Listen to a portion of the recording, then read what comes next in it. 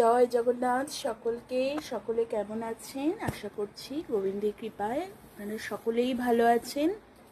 আজকে উল্টো রথ, তো ভাবলাম আপনাদের সাথে শেয়ার করি আমার ঠাকুর ঘর।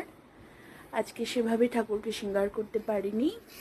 এই যে দেখুন, আমার ঠাকুর বাবা, ঠাকুরমা, স্বামীজি, আমার গুরুদেব, এই যে রাধা মাধব, আমার গোপাল, আমার গদাই, মহেশ্বর, আমার মা, এই যে রায়কিশোরী। ও সবসময় হাসে, ওর আমার প্রতি কোনো রাগ নেই, অভিমান নেই, ও সব সময় হাসে। দেখুন মিটিমিটি করে হাসছে।